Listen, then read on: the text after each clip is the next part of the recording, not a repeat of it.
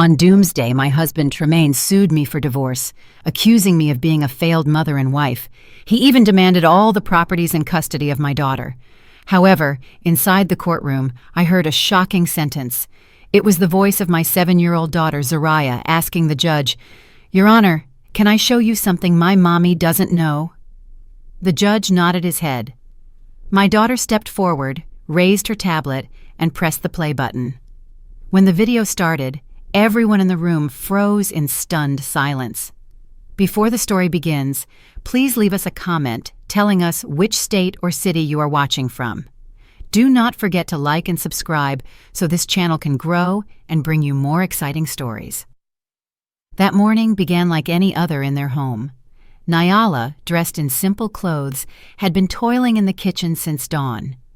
The faint aroma of a hot breakfast mixed with the scent of detergent from the washing machine spinning in the laundry nook. Nyala moved quickly but silently, making almost no noise. Over the years, she had learned to move like a shadow in her own home, an effort not to disturb the peace of her husband, Tremaine. At 6 in the morning, Tremaine came down from the second floor. He looked immaculate. As soon as he appeared in his freshly pressed shirt, Nyala immediately placed a mug of hot, black coffee and a steaming breakfast plate on the table. Tremaine sat down and took the mug without even looking at her. "The coffee is a little bitter today," Tremaine said dryly, his eyes fixed on his cell phone screen. "I'm sorry, honey. I thought I measured it right this time," Nyala replied in a low voice. Tremaine did not respond. He simply pushed the breakfast away from his plate and ate a few spoonfuls in silence. Nyala stood near the table, awkwardly waiting for any other order. There were none. The silence between them was so dense and cold that it seemed to freeze the hot steam rising from the coffee on the table. Nyala had forgotten the last time they shared a breakfast filled with laughter. It was probably 2 or 3 years ago when Tremaine started working late and his business trips became longer. "Is Zariah up?" Tremaine asked without lifting his face. "Yes, honey, she is showering. She will be down for breakfast soon," Nyala said. Sure enough, shortly after, the small sound of footsteps came down the stairs. Zariah, their 7-year-old daughter, ran toward them in her neat private school uniform. Her smile was bright, a stark contrast to the atmosphere of the morning. "Good morning, Mommy and Daddy." Zariah kissed Nyala on the cheek and headed toward Tremaine. He finally put down the phone and forced a slight smile toward his daughter. "Good morning, Princess. Finish your food. Daddy will take you to school." "Wow, I'm going with Daddy," Zariah exclaimed with joy. Nyala exhaled a sigh of relief. At least in front of Zariah, Tremaine made an effort to act with warmth. This brief breakfast hour was the only family time they had. As soon as Zariah finished eating, Tremaine stood up immediately, grabbed his briefcase, kissed Zariah on the forehead, and headed to the front door. As always, he walked past Nyala as if she were not there. Not a goodbye, not a kiss, not even a glance. Only the roar of his luxury car driving away left Nyala alone in the vastness of her large house. Nyala spent the rest of the morning with her routine, clearing the table, washing the dishes, doing the laundry, and tidying the rooms. She did it all with efficiency. She always strove to keep the house perfect. She thought that if the house was clean enough, if the food was delicious enough, if she was quiet enough, maybe the old Tremaine would return. But the old Tremaine seemed to have left a long time ago. At noon, Nyala went to pick Zariah up from school. This was her favorite time of the day. She loved listening to Zariah chatter about her friends, her art class, or her lunchbox.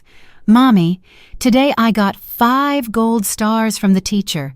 I answered the question right," Zariah chirped happily, holding her mother's hand. "Wow, my daughter is so smart," Nyala congratulated sincerely, pinching her little nose. When they arrived home, while Nyala was helping Zariah take off her shoes, she heard the sound of a motorcycle pulling up in front of the main door. A uniformed courier shouted her name. "Nyala, a package for you!" Nyala frowned. She had not ordered anything.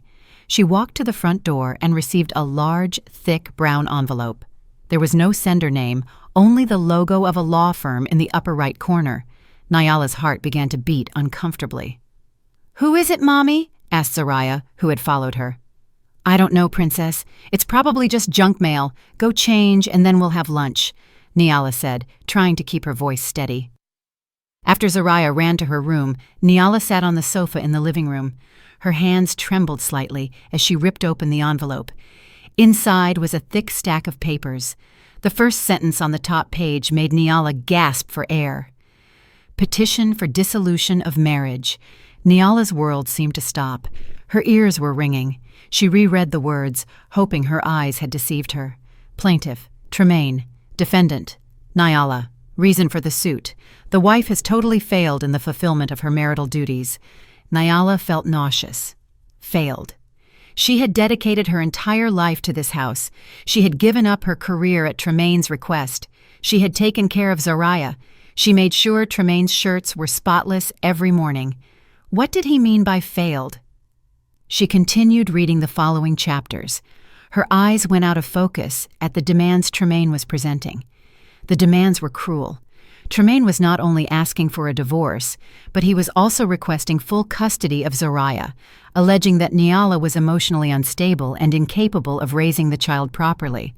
And most devastating of all, he demanded the totality of the marital assets, including the house they lived in, with the argument that Nyala had not contributed financially and that all assets were solely the result of Tremaine's efforts.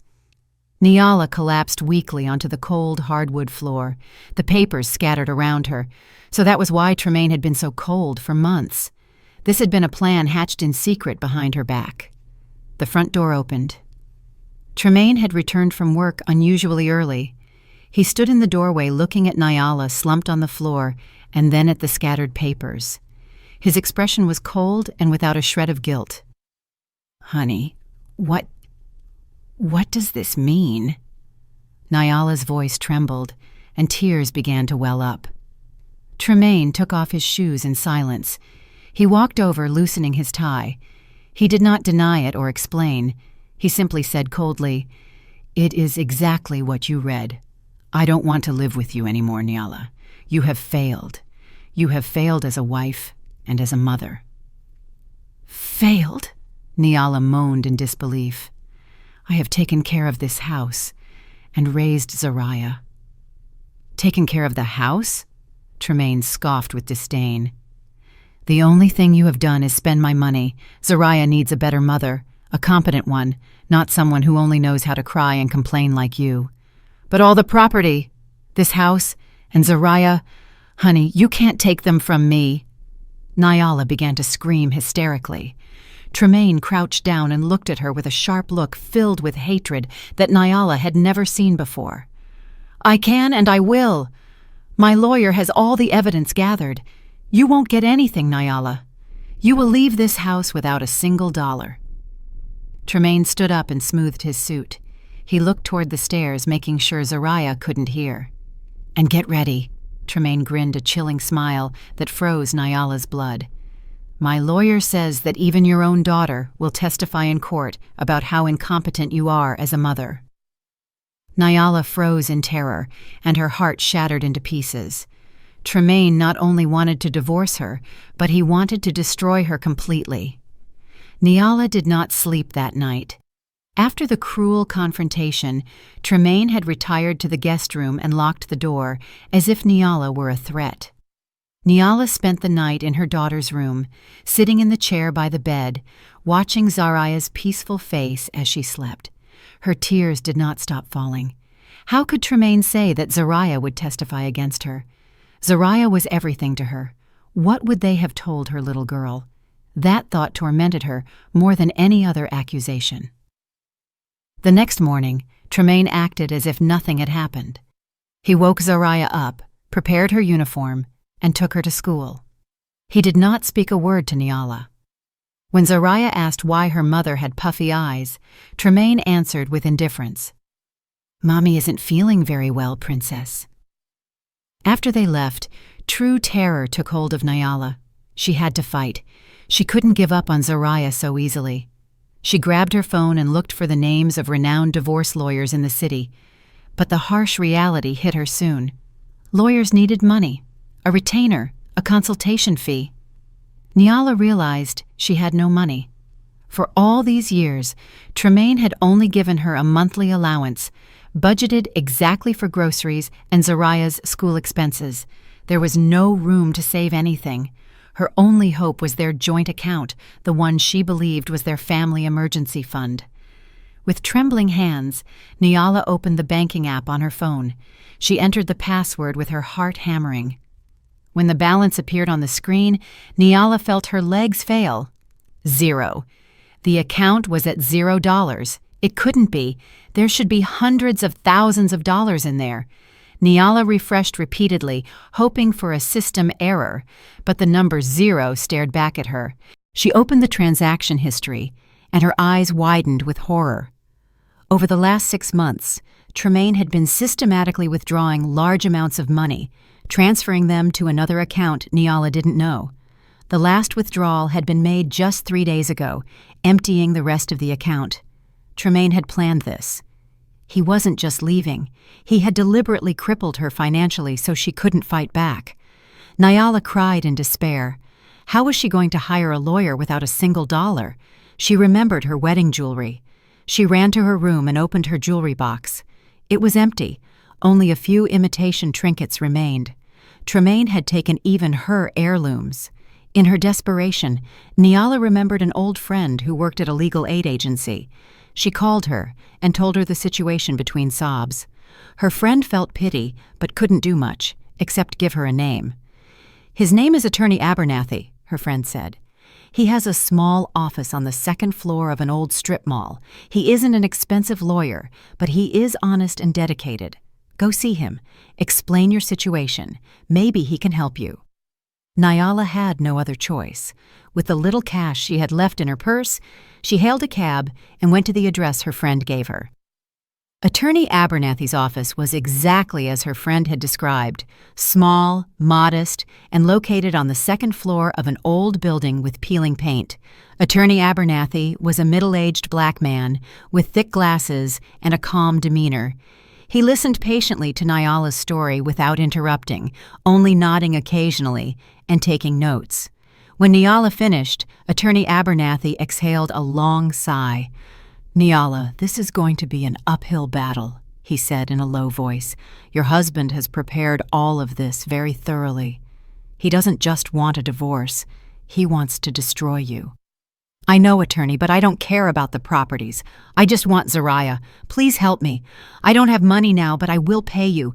I will pay you in installments. I will do anything," Niala pleaded desperately. Attorney Abernathy looked at her for a moment. "Let's leave the money issue for later, Niala.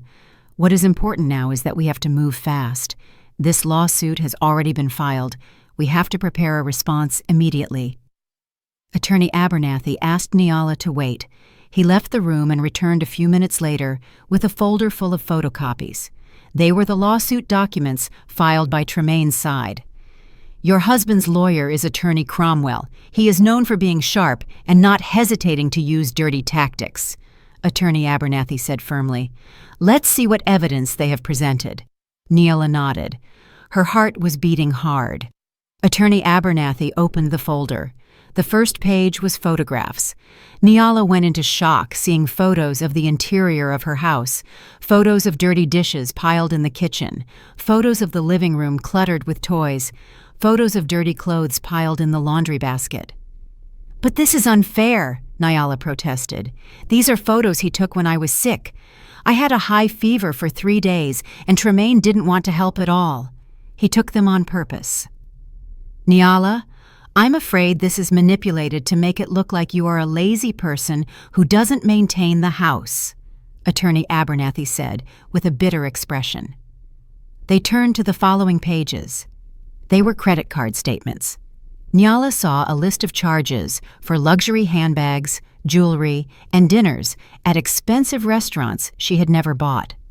"That's not me. I didn't buy these things." "Was it an additional card in your name?" asked Attorney Abernathy. "Yes, an additional one. Tremaine managed it.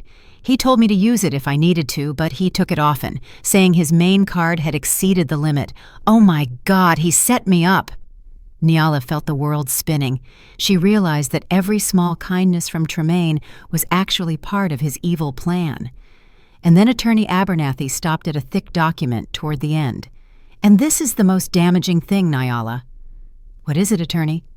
It is the testimony of an expert witness, a child psychologist. Attorney Abernathy handed the report to Nyala.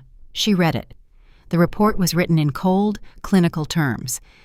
It said that the psychologist had conducted covert observations of Nyala's interactions with Zarya. The conclusion was that Nyala was emotionally unstable, neglected her daughter's needs, and was a detrimental mother to Zarya's psychological development. The report recommended full custody for Tremaine for the mental health of the child. This makes no sense. When? When was this observation done? I never met a psychologist. Nyala's voice shook violently. According to this report, the observation was conducted in public places, at the park, at the mall, and when you picked up your daughter from school, Rato. Attorney Abernathy explained, staring at her. That's crazy. Zarya always seemed happy with me. This is defamation. Who is this psychologist? Attorney Abernathy flipped the cover of the report. Her name is Valencia, a lady named Dr. Valencia, he said. Here are all her credentials. She seems very professional and convincing. Attorney Abernathy looked at Nyala seriously. Nyala, do you know this woman, Valencia? Nyala shook her head, bewildered. Her tears began to fall again. No, Attorney, I don't know her. I have never seen her in my life. The reality of living under the same roof with the man who planned to destroy her was a silent hell. Tremaine had not left the house. He had simply moved into the guest room. The once warm house now felt like a frozen battlefield, with emotional landmines hidden in every corner. Nyala had to live with her enemy, see him every morning, and pretend everything was normal in front of Zarya. Tremaine executed his strategy perfectly in front of the child. He was the best father in the world. He used to come back from work earlier than usual, something he hadn't done in months. He brought expensive gifts. One night he came back with a big box featuring a cartoon princess. "This is your new tablet, Zarya," Tremaine exclaimed, hugging the girl. "This is much better than the old one. It has a better camera, and Daddy installed lots of games for you." Zarya's eyes shone. "Wow, thanks, Daddy." Nyala, who was folding laundry in the living room, could only swallow hard. Her heart ached. She knew what Tremaine was doing. He was buying their daughter's loyalty. Nyala couldn't compete. She didn't have $1 to buy Zarya anything. "You see, Princess," said Tremaine, looking at Nyala with a sneer while turning on the new tablet. "When you live with Daddy later, you'll be able to buy a new toy every week, unlike someone who only knows how to fold clothes." Nyala stopped the movement of her hands. She had a knot in her chest. She wanted to scream. She wanted to insult Tremaine, but she couldn't in front of Zarya. If she got angry, it would only prove Tremaine's accusation that she was emotionally unstable. So Nyala just continued folding the clothes in silence, head bowed, letting Tremaine's poison fill the room. The terror continued daily. Tremaine systematically undermined Nyala's authority as a mother. If Nyala prepared dinner, Tremaine came into the kitchen, tasted the food, and said in front of Zarya, "Honey, the soup is a little salty again. It's okay. Tomorrow we'll order takeout." If Nyala got ready to help Zarya with her homework, Tremaine interrupted her. "Let me do it. The way Mommy teaches you is too complicated. You're going to get confused." Nyala felt smaller and smaller, more and more invisible in her own home. She began to doubt herself. Did she really cook badly? Was she really incapable of teaching her daughter? Tremaine played his role too well, making Nyala seem like an inept woman. Zarya, trapped in the middle, began to show signs of confusion. It was clear she loved her mother, but she also enjoyed all the attention and gifts from her father. Sometimes Zarya clung to Nyala as if seeking protection, but other times she seemed uncomfortable, especially after Tremaine whispered something to her. One night, Nyala couldn't sleep. She walked silently to Zariah's room to make sure her daughter was okay. She opened the door slightly. Zariah was sleeping deeply. On her desk was the new tablet Tremaine had bought her. But as Nyala got closer to tuck Zariah in, she saw something strange. Zariah's small hand was clutching something under the pillow. It wasn't her favorite teddy bear. Nyala looked very carefully. Her heart skipped a beat. It was Zariah's old tablet, the cheap one with the screen cracked in several places, the one Nyala always told her not to play with for fear the pieces of glass might hurt her. Nyala frowned. Why did Zariah still keep this broken tablet? Why hide it under the pillow when the newer tablet was on the desk? Nyala didn't understand. She thought it was just a child's emotional attachment to an old toy. She didn't know that broken tablet held a secret that was going to change everything. She returned to her room. Her mind was even more confused. The climax happened a few days later. Nyala was waiting for Zariah to return from school. She had promised Zariah she would bake her favorite chocolate cake, but an hour passed after dismissal time, and Zariah didn't arrive. Nyala called the school. They told her Zariah had been picked up by Tremaine. Nyala's heart sank. Tremaine hadn't told her anything. She called Tremaine several times, but he didn't answer. 2 hours passed. 3 hours passed. Nyala was almost crazy with worry, pacing back and forth in the living room with tears in her eyes. It wasn't until 9 at night that she heard Tremaine's car. Zaria entered laughing, carrying a large bag full of things from an amusement park. Behind her, Tremaine walked calmly with a smirk.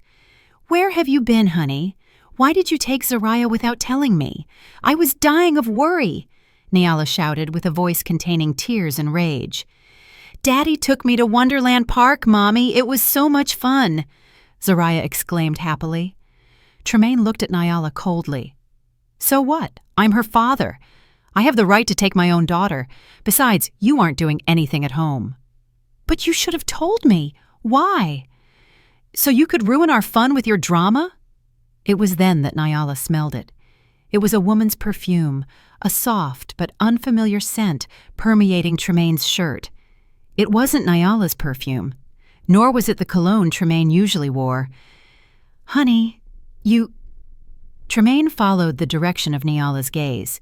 He knew she had smelled it. He didn't flinch. Instead, he smiled. He waited for Zariah to run to her room to put away her new toys. Alone, Tremaine approached Nyala. His face was very close, and his voice hissed low, full of venom. "Did you notice? Did you really think I was going to live forever with a woman as boring as you? You are nothing compared to her." Nyala took a step back, gasping for air. There was another woman. All of this, all the accusations, were nothing more than an attempt to get rid of her to be with the other one. "Who is she?" Nyala whispered. "None of your business. She is a successful, intelligent woman who knows how to please a man, unlike you." That night, Zariah came to Nyala's room. "Mommy, why are you crying?" Nyala wiped her tears immediately. "I'm okay, Princess. My head just hurts a little." Zariah looked at her mother with a look hard to decipher. "Are you really sick, Mommy? Daddy says that since you are sick, you are often sad and angry. Daddy said that if I go live with him later, Mommy will be able to rest and get better." Nyala's heart shattered. Tremaine had been injecting poison into her little daughter's mind. He had manipulated Zariah into believing it was an act of kindness to leave her side because her mother was sick. Nyala hugged Zariah tight. "Zariah, listen to me. I am not sick. I just love you so much. I promise I won't get angry anymore." But the damage was already done. Nyala saw hesitation in her daughter's eyes. Tremaine, who was listening to the conversation from the doorway, only sneered in the darkness. He walked past Nyala, who was still stunned, and gave a little tap on his wife's shoulder, feigning sympathy. "Enjoy your time," Tremaine mocked in a low voice in Nyala's ear. "Soon she won't even want to call you Mom." The mediation hearing was a cruel joke. They were seated in a small, stuffy room. The court-appointed mediator tried to find middle ground. Attorney Abernathy began with a calm voice. Tremaine, Nyala doesn't ask for much. She only wants custody of Zariah, or at least shared custody. Regarding property, we can talk about it. Before Attorney Abernathy could finish, Attorney Cromwell, well-dressed and expensive, interrupted him quickly. There is nothing to talk about, Attorney Cromwell said harshly. He slammed the file he had in his hands onto the table. Our client's position is clear. Nyala is the failed party in this marriage. It has been proven that she has failed in maintaining the home and raising the child. Our client demands full custody for Zariah's future. Tremaine sat beside him with a blank face, as if he were the victim. I only want the best for my daughter, he said with a tone of fake sadness. Taking her mother away is the best for her? Nyala trembled. Attorney Cromwell chuckled. Nyala, if you keep insisting, we will take this to trial, and I assure you that all the evidence we have will humiliate you. The photos, the credit card statements, the expert testimony. You had better sign this agreement. Our client is being benevolent by allowing you to leave the house without any countersuit. Leave my house with nothing and without Zariah. Are you crazy? Nyala screamed. The mediator tried to intervene, but Tremaine and his lawyer were inflexible. The mediation broke down completely. Attorney Abernathy patted Nyala on the shoulder as they left. Stay strong, Nyala. The real fight begins now. The first day of trial approached. Nyala had a knot in her stomach since morning. Attorney Abernathy reminded her to keep calm at all costs. The courtroom was cold and intimidating, with high wooden walls, heavy chairs, and the judge's gavel looking very authoritative. Tremaine was sitting on the opposite side, looking very confident with Attorney Cromwell. The trial began. Attorney Cromwell was first. He spoke fluently, and his voice was loud and sure. He presented his version of the facts. He showed the photos of the messy house, accusing Nyala of being a lazy and dirty housewife. He showed the credit card statements, accusing Nyala of being wasteful and financially irresponsible. Your Honor, Attorney Cromwell said dramatically, while my client Tremaine worked hard to earn money, his wife was at home wasting it and neglecting her daughter and her home. Nyala wanted to scream that it was all a lie, that Tremaine had set her up, that he had used the card, that he had taken the photos on purpose when she was sick. But the only thing she could do was clasp her hands under the table. Attorney Abernathy stopped her with a reassuring look. When it was Attorney Abernathy's turn, he tried to refute. He explained that the photos were taken out of context. He explained that the credit card statements had been used by Tremaine himself. But his arguments sounded weak. It was Nyala's word against the physical evidence presented by Attorney Cromwell. The judge took notes, but his expression was unreadable. And then came the moment Nyala feared most. The plaintiff calls his expert witness, Attorney Cromwell said. Dr. Valencia, child psychologist. The courtroom door opened. A woman entered. Nyala held her breath. The woman was beautiful, very elegant. She had her hair pulled back neatly, wore a professional blazer, and walked with a confident stride. She didn't look like an evil woman at all. She looked convincing. As the woman took her oath, Nyala smelled the same perfume, the same fragrance that permeated Tremaine's shirt that night. Nyala's heart stopped. It was her, Tremaine's mistress, and she was posing as a child psychologist. Valencia sat in the witness box. She spoke calmly, her diction clear, using psychological terms that sounded very professional and impressive. Yes, Your Honor, Valencia began to testify, answering Attorney Cromwell's question. I conducted observations of the natural behavior of Mrs. Nyala and her daughter Zariah over the last 3 months. And what were your findings, Doctor? Asked Attorney Cromwell. Valencia opened her notes. My findings were very concerning. I found a pattern of behavior in Mrs. Nyala that tends to be inconsistent and emotionally volatile. There are signs of significant emotional distress.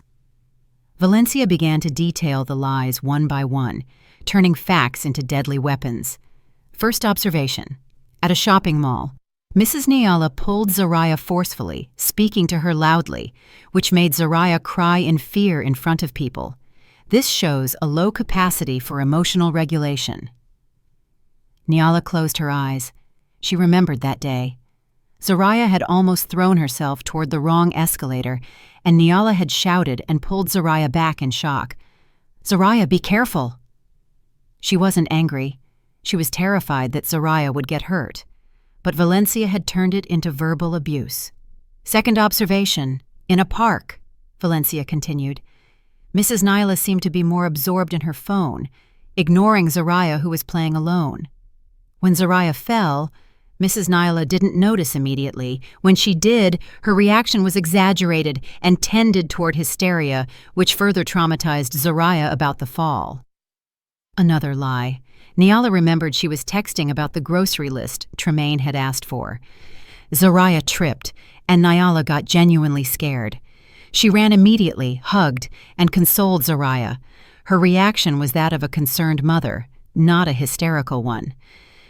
"My conclusion," said Valencia, staring at the judge with a steady voice, "is that Mrs. Nyala does not have the stable emotional capacity to raise a 7-year-old girl. There are strong signs of parentification syndrome where Mrs. Nyala subconsciously projects her own unhappiness and emotional problems onto the child. For Zariah's mental health, I strongly recommend full custody for the father, Mr. Tremaine, who is the more stable figure." The room fell silent. Valencia's testimony was very powerful, very scientific, very destructive. Nyala cried silently. "It's a lie," she whispered to Attorney Abernathy. "It's all a lie. She is Tremaine's mistress. It's her." "Calm down, Nyala," Attorney Abernathy replied tensely. "Don't react. That's what they want." Attorney Abernathy stood up for cross-examination. He tried. "Dr. Valencia, are you sure you can make such a serious diagnosis based solely on distance observations?" Valencia smiled slightly. "On the contrary, Counselor, natural observations, without the subject being aware, are the most accurate. There is no manipulation. It is pure, real behavior." "You were paid by Mr. Tremaine for this testimony, isn't that right?" "I was paid for my professional services, Counselor, not for my conclusions. My conclusions are objective and based on data from the field," Valencia retorted cleverly. Attorney Abernathy was at a dead end. Valencia had dodged too well. She had covered all the holes. The trial adjourned for the day. Nyala left the room with her legs shaking. She felt destroyed. She saw Tremaine smiling slightly, nodding to Valencia with a look of satisfaction. In the lobby, Nyala leaned against the wall and sobbed. "We lost, Attorney. We lost. They have everything." Attorney Abernathy remained silent for a moment. Then he stared at Tremaine and Valencia, who were walking together in the distance, discreetly separated, but not entirely far apart. "Not yet, Nyala," Attorney Abernathy said, in a low voice, eyes narrowed. "I know something is wrong. The way she looks at him when she thinks no one sees her is not the way a professional psychologist looks at a client." Attorney Abernathy turned to Nyala. "We have to find out who she really is." A few days before the next hearing, Attorney Abernathy called Nyala to his office. His face looked tired. The stack of papers on the desk looked thicker than before. "Nyala, I tried to trace the woman's background." Attorney Abernathy was blunt. "The result is different from what we expected." Nyala's heart raced. "What do you mean, Attorney?" "Her credentials are clean, too clean," sighed Attorney Abernathy, rubbing the bridge of his nose. "She is registered with the Psychological Association. She has a registered practice clinic. All the documentation is perfect. Either she is a real psychologist that Tremaine hired to lie for money, or Tremaine forged this entire identity very cleanly. The truth is, we cannot attack her by accusing her of being a fake psychologist. The court would dismiss our claim immediately." The brief hope Nyala had held vanished instantly. "So we can't prove she's lying?" "No, we simply can't prove she isn't a psychologist. The only way is to refute her testimony, and that means you have to testify, Nyala." Attorney Abernathy looked at Nyala seriously. "You have to tell your whole side of the story, about the photos, about the credit cards, about Tremaine's behavior, and most importantly, you must not get emotionally upset. Attorney Cromwell will definitely try to provoke you. He will want you to look hysterical in front of the judge, exactly as Valencia described you. Nyala nodded silently. I will do it, attorney. I will try. The day arrived. It was Nyala's turn to sit on the witness stand. After being sworn in, Attorney Abernathy began with gentle questions, guiding Nyala to tell of her life as a housewife. Nyala explained in a voice attempting to remain as calm as possible. She spoke of how she left her job to focus on caring for Zaraya, explained her routine from dawn until late at night. About the photos of the messy house, Nyala, can you explain the context? Asked Attorney Abernathy. Yes, attorney. Those photos were taken by Tremaine about 2 months ago. I was severely ill with a high fever for 3 days. At that time, I could barely get out of bed. I asked Tremaine to take care of the household, but he said he was too busy with work, so the house got very messy. I didn't have the energy to clean, Nyala explained. And about the credit card statements? It was an additional card in my name, but Tremaine had it more frequently. He said his main card often reached the limit with business matters. I believed him. I never bought those luxury bags, nor that jewelry. I didn't know about those charges until I saw them in the lawsuit documents. Nyala said everything with honesty. She saw some in the gallery begin to whisper. Some looked at her with sympathy, but the judge remained silent. His face was unreadable. Then came Attorney Cromwell's turn. The cunning lawyer stood up, smoothed his tie, and walked toward the witness stand with a sneer. Nyala, he began in a sickly sweet tone. So you mean to say that your husband, Mr. Tremaine, who works hard and brings money home, set you up on purpose? Is that it? Nyala stammered. I didn't say that. I just said what happened. But that sounds... The husband takes photos of the dirty house. The husband uses the credit card. Everything is the husband's fault. It seems that you are not to blame for anything. Are you perfect? Of course not. I'm not perfect, but I'm not a failure. Not a failure? Attorney Cromwell scoffed with disdain. Nyala, you said you were sick when those photos were taken. Do you have any medical report proving you were gravely ill for 3 days? Nyala remained silent. I didn't go to the hospital. I just took medicine from the pharmacy. I thought I would recover. So there is no proof, Attorney Cromwell attacked quickly. It's just your word against real photographic evidence. Interesting. Attorney Cromwell moved to another topic. About the credit cards. You say your husband used them, but the card is in your name. Did you ever inform the bank that the card was being misused? No. Did you ever reprimand your husband? No. You said nothing. Doesn't this prove you are negligent and financially irresponsible, or does it mean you approved all the purchases? I trusted him. He was my husband. Nyala's voice rose. Blind trust, snapped Attorney Cromwell. A trust that ruined the family finances, and now you blame your husband. I am not blaming. Enough. Attorney Cromwell raised his hand, returned to his table, and picked up a large printed photo. He held it up for the judge and everyone to see. Your Honor, I request permission to present Exhibit P12. Nyala's eyes widened with horror.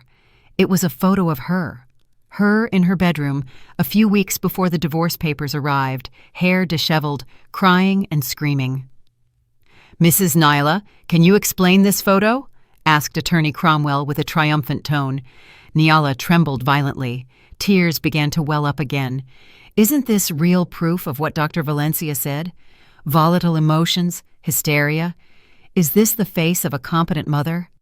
You don't understand, Nyala wailed. Her tears were now pouring down. That night, Tremaine had just come home. He called me a useless wife. He said I was a burden. He insulted me. He said I didn't deserve to be Zaraya's mother. He provoked me. So you admit it? Attorney Cromwell attacked without giving her a breath. You admit you screamed hysterically. You admit you lost control. You are emotionally volatile, exactly as Dr. Valencia described, right? No! Shouted Nyala. She stood up from her chair. He set me up. He took the photo of me in secret after hurting me. He is a devil. He is—" "Enough!" The judge's gavel struck hard. "Witness, calm down. Sit down," Nyala sobbed. Her shoulders shook. She slumped back into her chair. Destroyed. Everything destroyed. She had behaved exactly as Tremaine and Attorney Cromwell wanted. She looked hysterical. She looked unstable. She looked the image of the failed mother they had fabricated. She looked toward Tremaine's side. The man had his head bowed, making a fake grimace of sadness, as if he were hurt by his wife's instability. Attorney Cromwell smiled smugly. The judge shook his head slowly. His expression was clear. He had already taken a side. That day's trial ended with total destruction for Nyala's side. Attorney Abernathy tried to console her as they left, but Nyala felt numb. "It's over, Attorney," she whispered weakly. That night was the longest of her life. The sentencing hearing was going to be the next day. Nyala knew she was going to lose. She was going to lose Zariah. She went into Zariah's room. Her daughter was already asleep. Tremaine was not home, probably celebrating his victory with Valencia in advance. Nyala sat at the foot of the bed, stroking her daughter's hair. Her tears fell silently onto Zariah's cheek, and the girl stirred a little. "Mommy." Zariah opened her eyes, half asleep. "Shh. Go back to sleep, princess," whispered Nyala, her voice hoarse from crying. She hugged her daughter tight, maybe the last hug as a full mother. "I want you to know, whatever happens tomorrow, Mommy loves you very much, always." Sensing her mother's sadness, Zariah hugged her back tightly.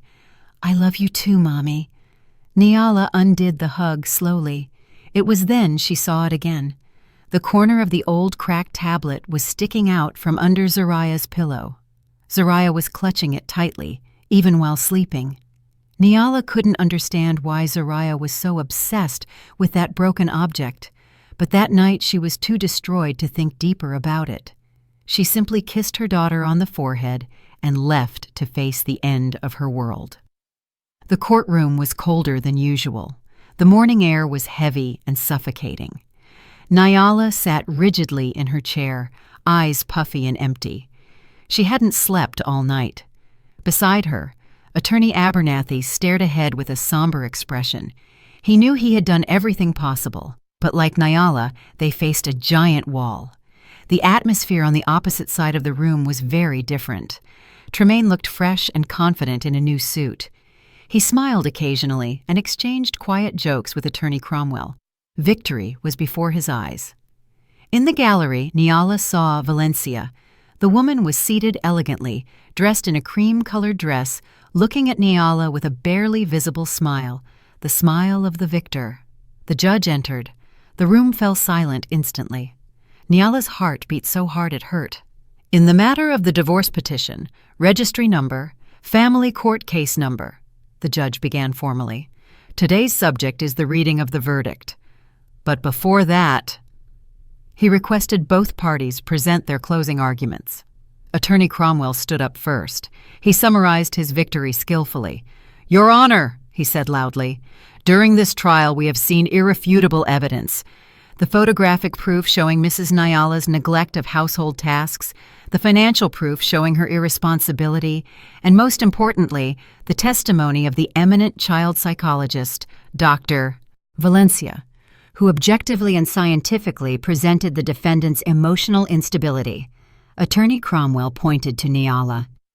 "We even witnessed Mrs. Nyala's hysterical conduct in this courtroom during the last trial, which supports Dr. Valencia's diagnosis and is clearly recorded." He turned toward Tremaine.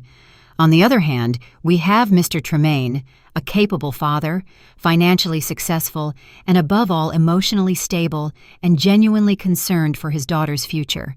Your Honor, the choice here is very clear. It is not about punishing the wife, but about saving the child. For Zariah's best interest, I beg you to grant full custody to our client, Mr. Tremaine, and approve his request for division of assets." Attorney Cromwell sat down with a smug smile. Now it was Attorney Abernathy's turn. He stood up slowly, looked around the room without looking at the judge. "Your Honor," began Attorney Abernathy with a soft but firm voice, "what we have witnessed here is not proof. It is character assassination, a very well-planned defamation. Photos can lie. One can take a photo of the best chef's kitchen in the world at the wrong moment and make it look dirty. Statements can be manipulated, especially when one party has total financial control and the trust of the other. And the expert testimony, the testimony of an expert who only observed from a distance and drew radical conclusions from a few fragments of incidents out of context, is stronger than the deep maternal love a mother has accumulated over 7 years." Attorney Abernathy looked directly at Tremaine. "Your Honor, we are not saving a girl. We are witnessing a greedy husband try to get rid of his wife, steal her assets, and cruelly take away the only thing that is most precious to her, her daughter. Nyala is a good mother." His voice trembled slightly with emotion. "She is not perfect. No mother is. But she has dedicated her life to Zariah. Do not allow this well-woven defamation to destroy that bond. I beg you to judge with conscience." Attorney Abernathy sat down. The room was silent. His argument had been excellent, emotional, but Nyala knew it wasn't enough. Attorney Abernathy's argument was based on belief. Attorney Cromwell's argument was based on physical evidence and expert testimony. In the eyes of the law, the winner was already obvious. The judge cleared his throat, put on his glasses, and opened the thick file in front of him. This was the moment. Having reviewed all documents from both parties, heard all testimonies, and considered all evidence presented, the judge began with an expressionless tone. Her heart shrank. "The court notes that the plaintiff, Mr. Tremaine, has been successful in presenting significant evidence." The judge continued. Nyala lowered her head and closed her eyes. "First, the visual evidence. That is, the photographs demonstrated the negligence of the defendant, Mrs. Nyala, in household management. Second, the financial evidence demonstrated a considerable spending imbalance on the credit card in the defendant's name." Every sentence was a knife cut. "And most damaging," said the judge, his voice sounding definitive, "is the testimony of the expert witness, Dr. Valencia, regarding Mrs. Nyala's emotional state. This testimony was unfortunately reinforced by the defendant's own conduct in the last trial, providing the court with a very troubling image of the psychological environment for the child's growth." Nyala began to cry silently. It was over. Tremaine looked at Nyala, and a slight, cruel smile of victory appeared at the corner of his mouth. Valencia behind him sat up straighter in her seat, ready to applaud. With all considerations mentioned above, and especially for the best interest and mental health of the minor Zariah, the judge raised his gavel, and Nyala closed her eyes, ready to hear the sentence that would destroy her life. "The court rules! Stop!" The voice was small, but it cut through the silence of the courtroom. It was sharp and clear. Everyone turned their heads in unison toward the source of the voice. In the slightly open door at the back of the room stood Zariah. She was alone, still in her school uniform. Obviously, she had snuck in. Tremaine's face went from arrogance to shock and pallor. "Zariah, what are you doing here? Get out of here!" he shouted in panic. "Guard! Zariah!" "Sit down, Princess," Tremaine tried again with a tense voice, but Zariah didn't move. She walked into the courtroom. The sound of her small steps echoed on the marble floor. She didn't look at her mother, who was astonished with her mouth open. She didn't look at her father, who was furious. She looked directly at the judge. The room, which had been silent awaiting the sentence, was now frozen. The gavel, which was about to fall, stopped in midair. The judge's eyes widened, looking at the little girl in the doorway. Nyala turned around, feeling her heart fall out of her chest. "Zariah?" she whispered in disbelief. What was her daughter doing here? Who had brought her? Tremaine's reaction was the fastest. His face, a moment before full of arrogance and triumph, was now pale and bloodless. There was pure terror in his eyes. "Zariah!" he yelled. His voice rose without the disguise of calm. "What are you doing here? Get out of here. This isn't a playground. Guard, how can a child enter?" Zariah shrank at her father's scream. but she didn't back down. Instead, she walked deeper into the room. "Zariah, Daddy said turn around and sit down," Tremaine shouted again, now half standing. His lawyer, Attorney Cromwell, was also bewildered. He stood up and shouted at the judge, "Your Honor, this is a procedural outrage. This trial is confidential. A minor should not be here and should not interrupt the proceeding. Order your staff to remove the child." Niala was still frozen. She was confused. A part of her mind was shattering over the fact that Zariah was in this horrible place. The other part trembled with fear. What was Zariah going to say? Had Tremaine succeeded in poisoning her completely? Would Zariah tell the judge she preferred her father? The thought made Niala nauseous. "Your Honor, out of consideration." Attorney Abernathy's voice rang out suddenly, stopping Attorney Cromwell. "This child has come with an obvious purpose. This is about her future. We cannot ignore her." The judge raised his hand. His face was grave. "Silence, everyone!" his voice echoed. He stared at Tremaine and Attorney Cromwell, silencing their protests. Then, his gaze turned to Zariah. His expression softened. Zariah approached slowly, her small steps echoing loudly on the silent marble. She stopped in the center, between the tables of the two lawyers. She looked directly at the judge sitting on his high throne. "Your Honor," Zariah said with a trembling voice, but clear to the whole room, "I'm sorry to interrupt." "It's okay, Princess," said the judge with a more paternal tone. "Why are you here? Who brought you?" "I came alone. My auntie brought me, but I snuck in. I heard my daddy say my mommy is bad." Tremaine's eyes went wide. "Zariah, watch your words." "Silence, Mr. Tremaine," shouted the judge. "Let the child speak." Niala covered her mouth. Tears began to flow.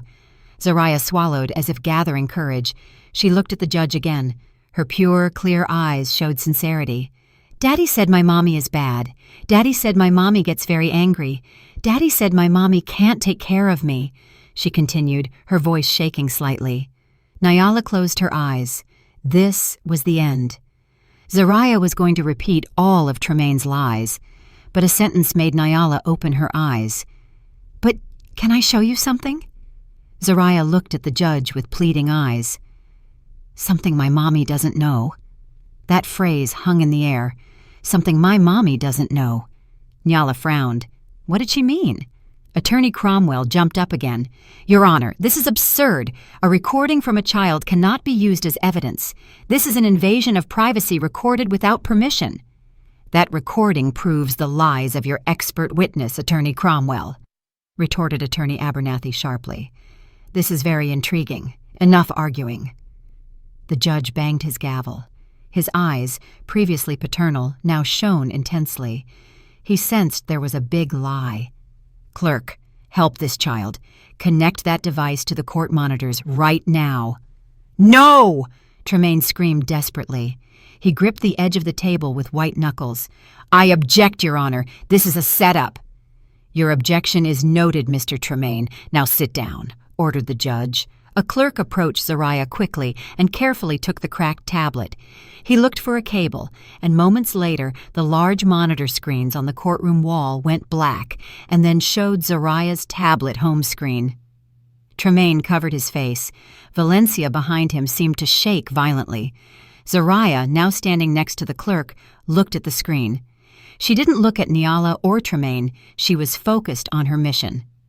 "This one," she pointed to a video file in the gallery. The clerk clicked on it. A video thumbnail appeared. "Go ahead, Princess," said the judge. "Play the video." Zariah stretched out her small index finger. She pressed the play button on the screen. The video started. The large monitor screen flickered. The shot was slightly shaky and tilted. The angle was low, as if recorded from behind something. A quiet laugh was heard. "It's our living room," whispered Niala, recognizing the sofa and the large plant pot in the corner of the room. The video seemed to have been taken from behind that pot, where Zariah often hid while playing hide